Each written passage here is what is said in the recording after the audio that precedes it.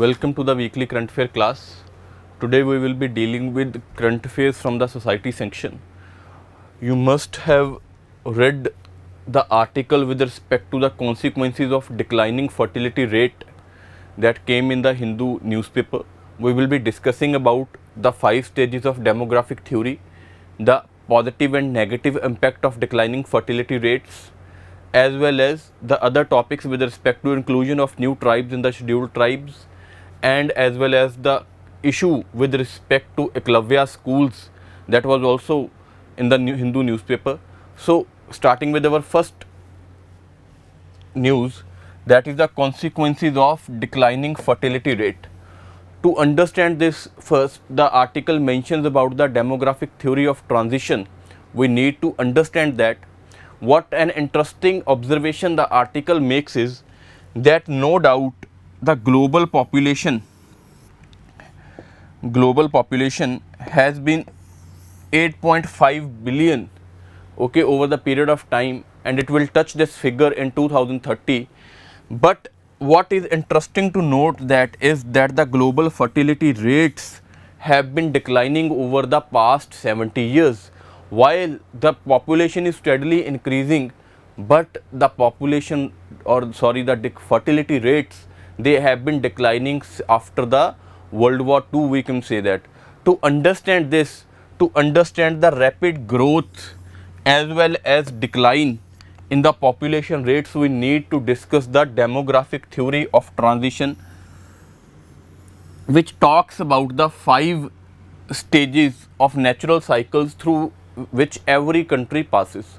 I hope that you must have learned it also in your society classes as well, but here also we will be discussing it in brief so that we can positively understand what are the negative and positive impacts of the declining fertility rate.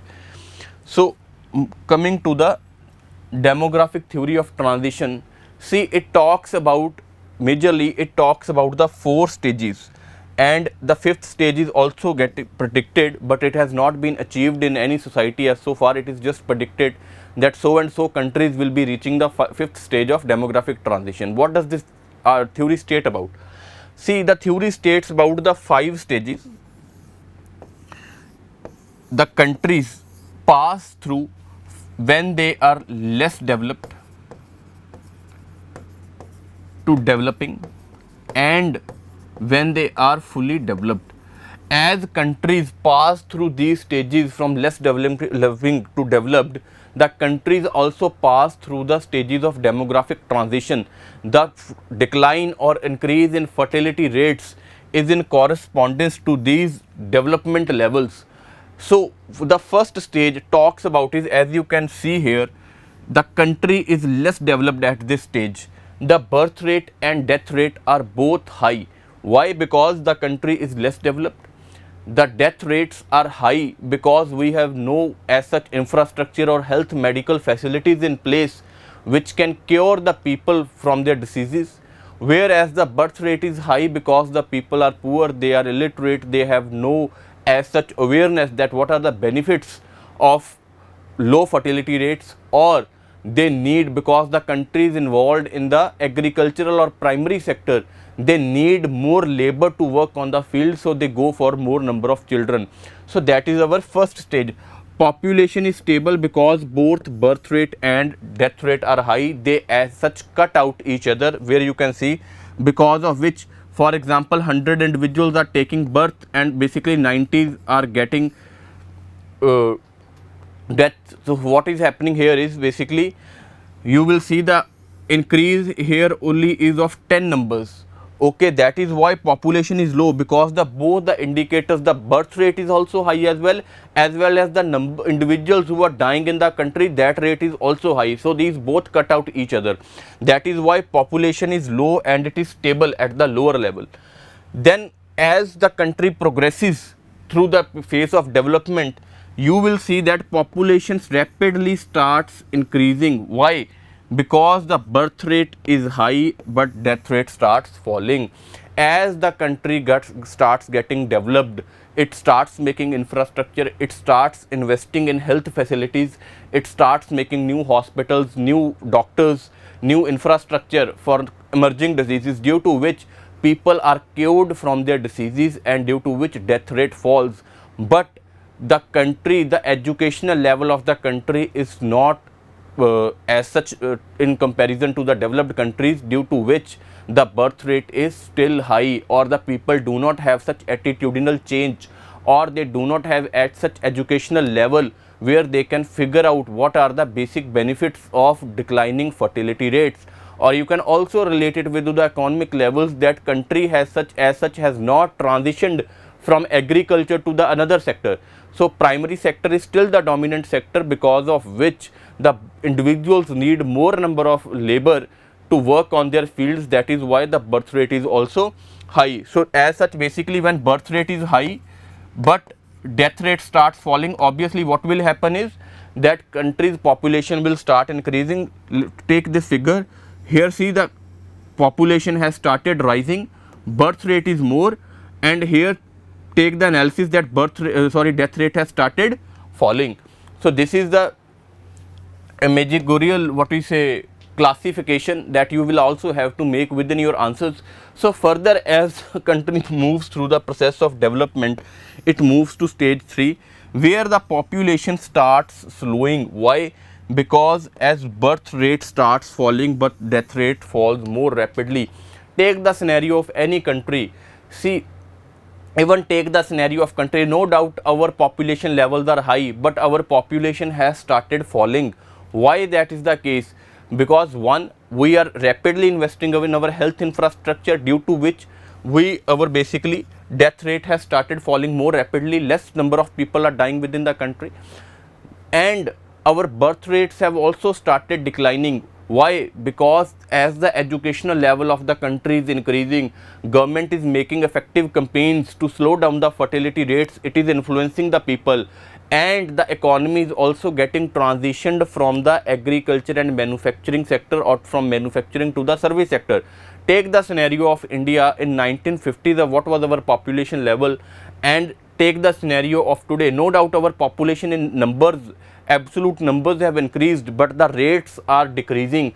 Why? First of all, our death rate, see, our life expectancy levels have increased over the period of time, because our health infrastructure has improved. Further, today people are more aware about the declining fertility rates, because economy is also shifting and education is there, and government is also making effective campaigns to slow down the fertility rates. So you will see here in this diagram also that, see, this is declining death rate. Further, here birth rate was more or less stable, but after the second stage the birth rate has also started declining, due to which the population has also started falling. As the country progresses, or as it reaches the developed stage, the countries like US, Canada, England, what happens is population is low, as both birth rate and death rates have fallen. As the country will develop, obviously the health infrastructure will improve more and the death rates will fall further, because the agricultural requirements are not there. Country has transitioned, economic structure has gone through a change. The agriculture requirements or the labor requirements of the agriculture have also changed. Earlier, the task which had to be performed by 100 individuals now can be performed through agricultural technology, and service sector is more dominant today. People are more educated, they are aware about the pitfalls of high population levels, and government is also making effective campaigns to slow down the population levels, due to which, see here, as the country goes through the fourth stage, basically both the death rate and birth rate have fallen, and they are more or less equal, due to which basically population is falling and then it has become stable. So these are the 4 stages due to of the demographic theory of transition, and last one that is predicted for some countries is the 5th stage, where death rate is more than the birth rate. Okay, more number of people are dying within the country, but because the people or the birth fertility rates they are in the negative percentage, less number of people are getting birth in the country, whereas more people are dying within the countries, due to which the population levels have started decreasing very rapidly, and this is particularly the case of countries like Japan and basically Russia. Okay, Japan what are we seeing in the Japan is basically the elderly population is rising at a very fast rate.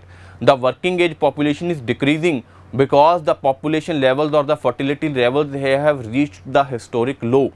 So in nutshell, I will explain you again the 5 stages of demographic transition when the country is less developed, or when the developmental levels are rudimentary. The population will be low, but both the birth rate and death rate will be high. These are the contributing factors for the low population, because people are producing more number of children and country is not developed enough to invest in the health infrastructure to control the death rate, due to which both are high and they cut out each other, due to which population is low. As the country progresses to the developing level, its death rate starts falling because the health infrastructure has started improving. Government institutions are there, private institutions are there, education levels are also improving, and but further the birth rate is more or less stable at the earlier pace. Why? Because it may be the needs of the economy, agriculture requirements, labor requirements are there. It is a less developing country. Technological requirements cannot basically replace the agricultural labor. One thing. Second thing is basically birth rate is more because people, they do not have underwent the attitudinal change that is required in the society.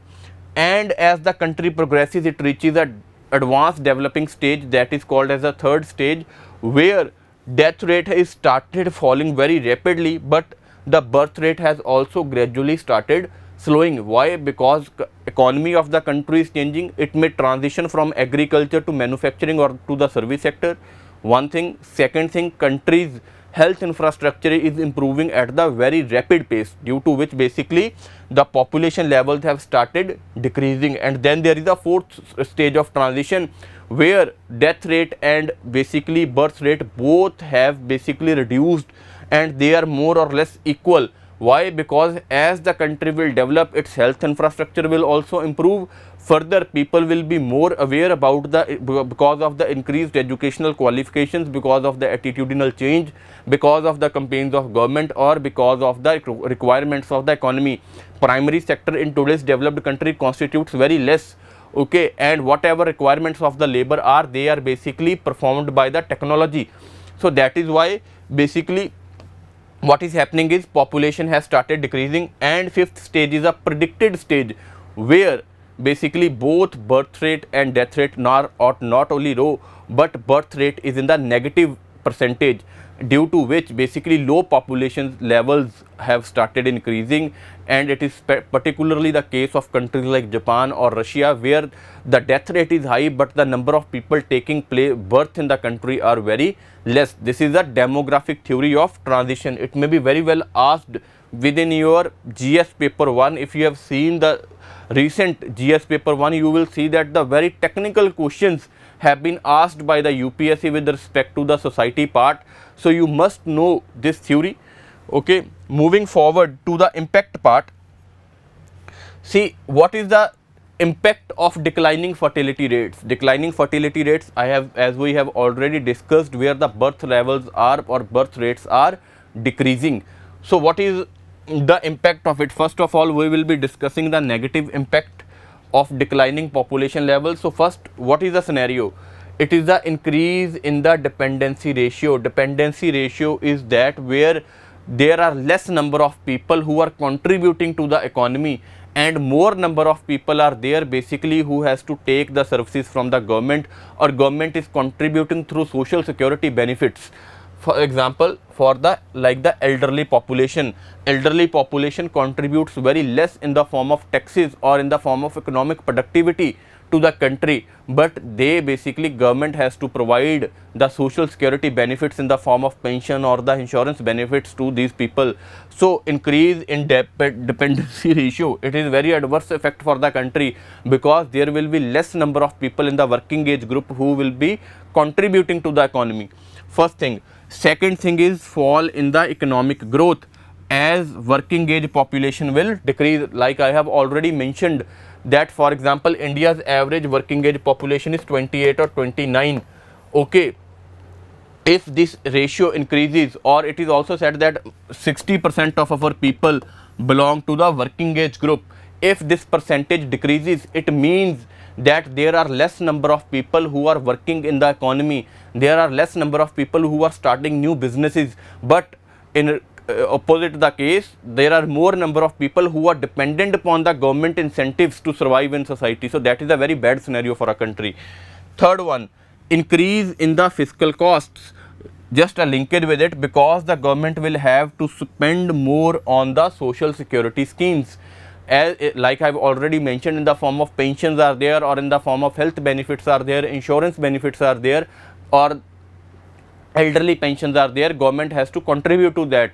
In return, basically the elderly people constitute at least 10% of our population, okay, and in return their contribution in the form of taxes is very less in comparison to the people who are regularly working in the economy. So government will have to spend more on the fiscal costs in the form of social security benefits that the government is providing to the elderly population. Next one, there will be a risk of basically increase in the immigration levels, because when the working age population will decrease, obviously there will be the labor shortages within the economy, and due to that, basically because we, at least at the end of the day, we have to perform the work, we have to contribute to the economy. So there will be an increased chance of the migrants coming from abroad and taking those labor jobs. And what is the risk of that? Basically it can not only affect the basically working population, but it will also affect the culture of the country. That is also a basically very bad scenario for the country, because if the more number of people from abroad are coming and working in the labor sector, what will happen is they will also bring their culture along with them, and your indigenous culture will go through the process of change. That is the another negative impact. Now coming to the positive impact, what can be the positive impact of declining fertility rates? First of all is basically reduced population will free up the resources. Obviously if earlier there were 1000 people for 1 unit of land, and now if there are 500 people for basically 1 unit of land, the freeing up of resources will result in the more equal distribution. More number of people will be basically getting more units of land or more units of the resources. Earlier, because of high population, the resources were very scarce or the equal distribution was not happening. Next one, it will contribute to the environmental preservation, because less population means less needs, okay, less exploitation of the nature to fulfill. For take the case of any country, take the case of India. To fulfill our needs, we go through the basically exploitation of natural resources. We go exploit mines, we exploit basically hydropower dams, okay, and many n number of resources to fulfill our basic needs of the countrymen. But if there will be less number of people, we will be less willing to exploit the natural resources. Why? Because our needs will also be less. So that is a, because less number of natural resources will be exploited. Next one, easy maintenance of law and order. Obviously if in a city or in a rural area or in any social structure, if there are basically earlier, like I gave you the example, there were 1000 people living, okay, but now there are 400 to 500 people living in that particular area. It is easy for the police and administration to maintain the law and order, to find the culprits, okay, to find basically who has done the crime. And in this scenario, with less number of people, more like in rural areas, in comparison to the urban areas, there are very less number of people residing. So what is happening is that in rural areas, most of the people or majority of the people know each other, and the crime rate automatically decreases in comparison to the urban areas. I am not saying that crime does not happen, but crime is very less in comparison to the urban areas. And if somebody has committed the crime, most of the individuals know basically that can be the culprit or who can be the culprit in this scenario. So if the less number of people are there, it is easy for the administration to reduce the crime rates, to basically to maintain the law and order. Next is basically more business and job opportunities. Obviously, for take the scenario, if we are a 1.3 billion populated country, government jobs are less for people, economic opportunities are less for people, due to which our brain drain is also happening. More number of people are migrating to the other countries. So less number of people will mean that basically more job opportunities for the people. Like I gave you an earlier example, if there were 1000 applicants for a government job earlier, Now if there will be 500 people for that government job, basically obviously it increases the chances of getting that job or getting that business opportunity. And last one, that less fertility rates will help women to maintain their health. What is happening in a countries like India is basically because of the repeated pregnancies or because of the less adequate gap between the birth of two children, women are not able to maintain their health, and due to which basically we have high maternal mortality rate as well as the high infant mortality rate. So the reduced pregnancies or reduced fertility rates will help women to maintain their health, and because if their health will be okay, they will be contributing to the economy, they will be working in the economic sectors, earning the money, contributing to the households and as well as contributing to the country. So these are the positive and negative impacts of the declining fertility rates. I will repeat in nutshell again. So what are the negative impacts? First of all is the increase in the dependency ratio, increase in the working. You just have to link these. First of all, high dependency ratio means more number of elderly people.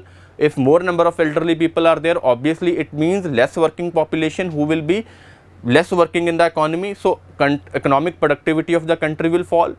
Next one is basically government will have to spend more on the social security schemes, due to which its fiscal cost will increase. And the last one is basically the risk of immigrants, because the number of people from the other countries will be willing to come and take the labor opportunities. Okay, and what are the positive impacts? Basically, first of all is because the less number of people will be there, so less scarce resources and more equal distribution.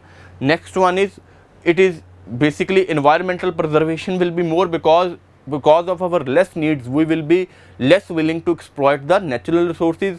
And easy maintenance of law and order, women will be maintain not only the health but will be able to productively contribute to the economy, and there will be more business and job opportunities for the less number of people. Okay, these are the positive and negative impacts. Moving forward, we will also talk about the Indian scenario. What does our NHF, National Family Health Survey, talks about? Okay, National Health Family Health Survey states that fertility rates have dipped by 10% in last 5 years. It means our population is also decreasing. No doubt you may not find it in the absolute numbers, but in the coming 30 to 40 years you will be seeing that a rapid decline in population levels.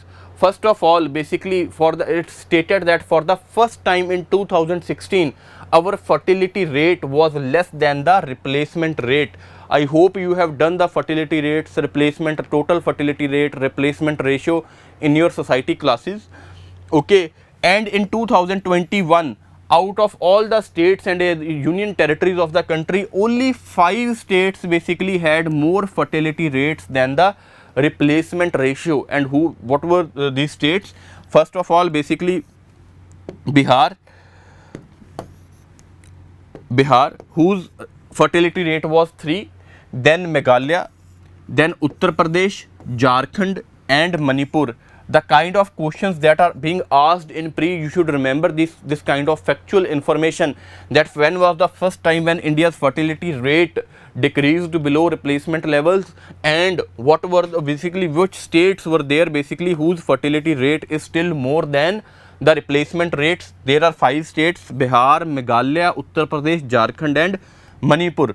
Further, economic surveys over the period of time has also pointed out that 2 Indias exist in this country. If we talk of demography, there are states basically who are more economically developed, who are more prosperous, and whose demographic levels, whose fertility rates basically are comparable to or equal to the developed countries like that of USA or England or Canada. And there are some states who are less prosperous or basically less economically developed, and whose demographic levels are close to the developing or less developed countries like that of Africa. And it stated that basically the countries whose levels are close to developed countries are the prosperous states like Kerala is there, Tamil Nadu is there, or Punjab is there. And the countries whose rates are close to the African countries or less developed countries, they are basically Bihar or Uttar Pradesh, or the country. You can also relate with this basically the states whose fertility rates are more than the replacement levels. So by going through this data, we can say that the demographic theory of transition is not wrong. Its basic assumption is as the country develops, the fertility rate level declines. So that is what we are seeing here. The states like Kerala, Punjab, Tamil Nadu, which are more economically developed or prosperous, their demographic levels have fallen, and the states with basically whose development criteria or whose economic development has not been adequate, these states have basically less comparable rates to the developed countries and more comparable rates to the sub-African or sub-Saharan African countries. So this was all that was there with respect to your theory of demographic transition and its impact. Moving forward to our next news, there was an news with respect to the Equilavya schools.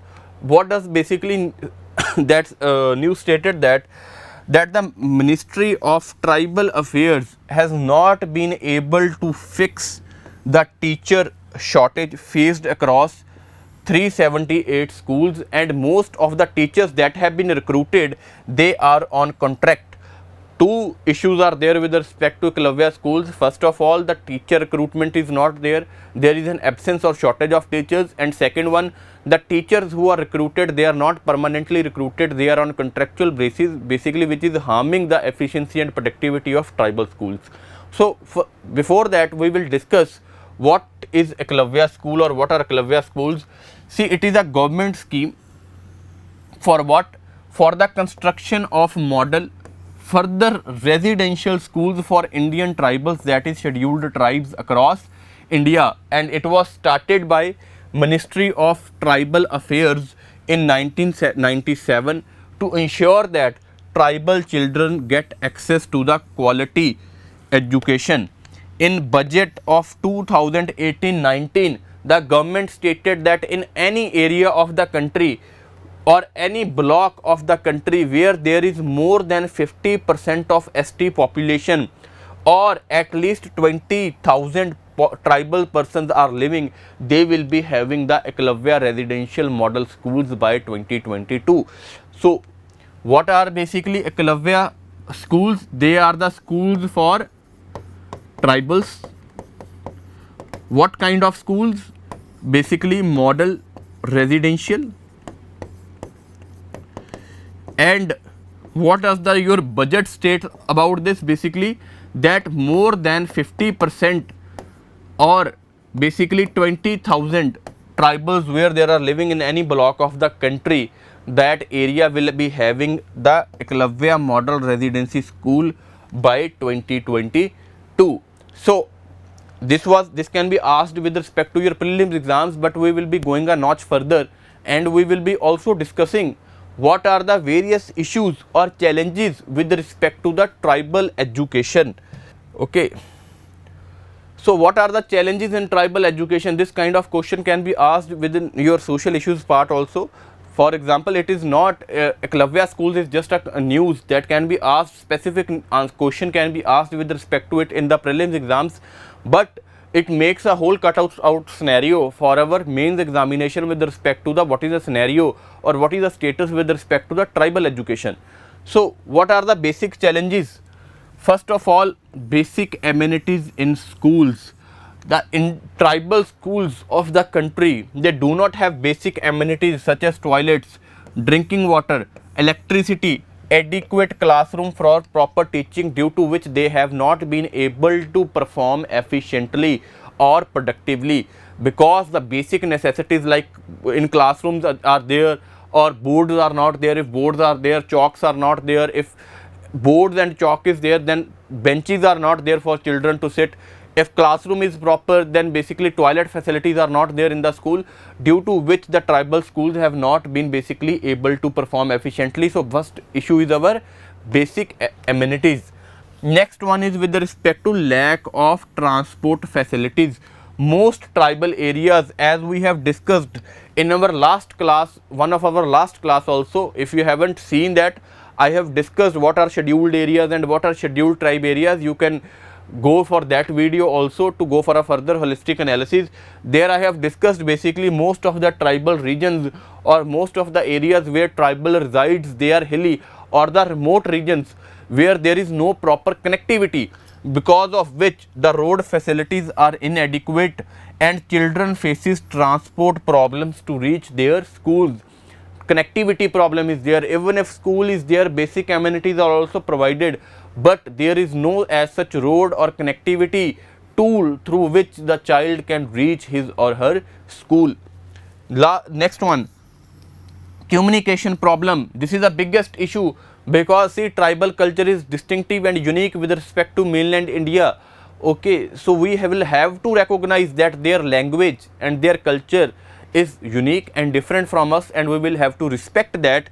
But what is happening is that the teacher in the classrooms communicates in the official or regional language which the tribal child is not able to understand. He is having problems with respect to syncing or understanding the concepts that are taught by the teacher in the school. So this kind of act as a dismotivating factor, because if the child is not able to learn in the school, if the child is not able to grasp the concepts, the child will not be basically happy to attend the school. That is one of our biggest issues. Next one, there is lack of trained teachers. Due to shortage of teachers, basically tribal schools are unable to attract students and create interest. Likewise, we have discussed just recently with respect to Equilavya schools that ministry has found out that the most of the teachers are absent or they are not recruited, or even if they are recruited, they are contractual teachers.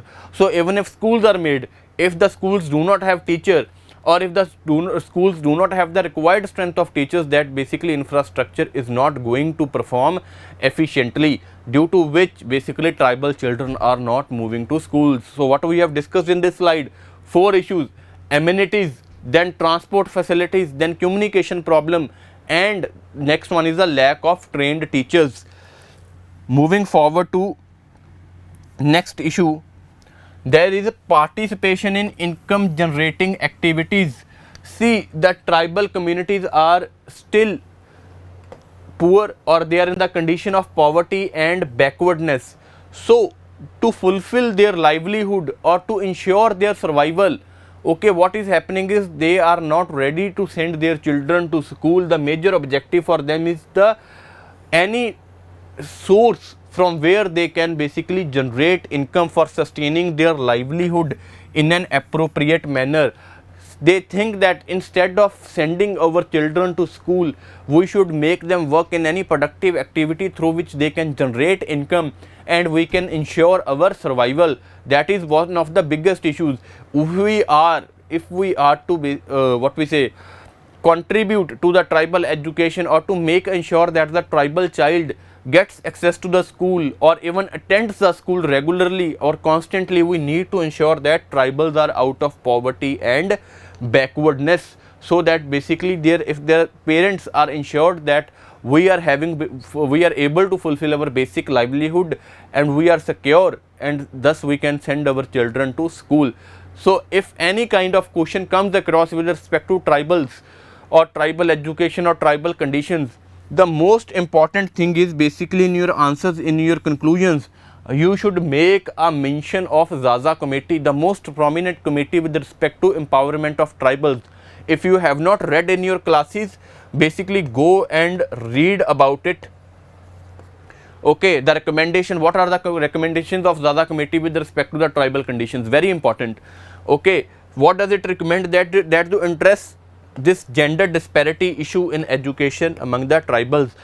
It has made its recommendation that basically if you want to empower the tribal education system, what you need to do is, first of all, you need to address the gender disparity issue with respect to the tribal education. So this is all that is there with respect to the tribal education and the Equilavya schools. Equilavya schools can be asked with respect to your prelims, and overall scenario of tribal education can be asked within your mains examination. Moving to our next issue, you must have read this news also that the government has included some new tribes in the scheduled tribe lists.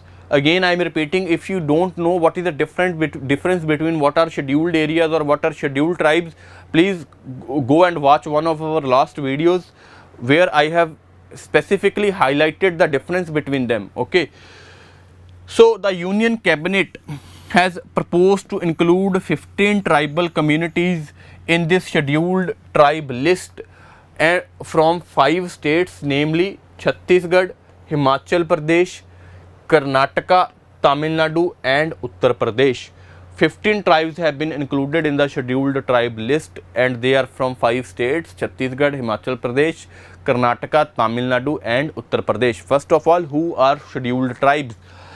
The Constitution of India, it states in its Article 336 subsection 25, prescribe that scheduled tribes means any such tribes or tribal communities as mentioned in Article 342 of the Indian Constitution. Those tribes who find a mention in Article 342 of the Constitution, they will be deemed to be known as the scheduled tribes of the country. Okay. Moving forward, what is the criteria, that what is basically necessary with respect to our prelims exams? Okay, that how basically scheduled tribes are included within our lists. First of all, we need to make sure that our definition is basically well understood. In our definition, what does basically Article 366(25) states that any tribe who finds the mention in Article 342. So, under this article there are two provisions, two methods through which basically scheduled tribe can be included in the list. First of all, the President of India may, with respect to any state or union territory, and if the obviously union territory is under the central government, but if the case is of state, then after consultation with governor by a public notification, specify that any tribal or tribal community or a part of group will be known as the scheduled tribe. So, first scenario is the President of India basically for any state or union territory. Union territory is a centrally controlled, so he does not need to consult the governor, but in the case of state, with the consultation of governor, he can issue a public notification that any tribe or tribal community or a part of that tribe or tribal community can be known as the scheduled tribe. Its inclusion can be made in the list. What is our second scenario?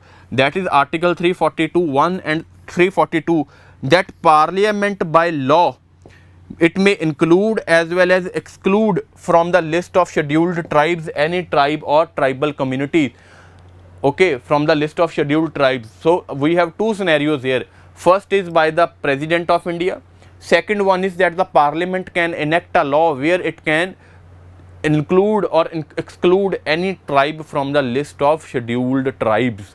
Okay, this was the basically recent mechanism through which 15 tribes have been included in the scheduled tribes list, okay, by the Parliament. Moving, so this is what we say, this is important for your prelim exam. This kind of question can be asked with respect to that how a scheduled tribe or how a particular tribal community can be included in the scheduled tribe list. So, you should know that the Parliament can also do it and the President can also do it.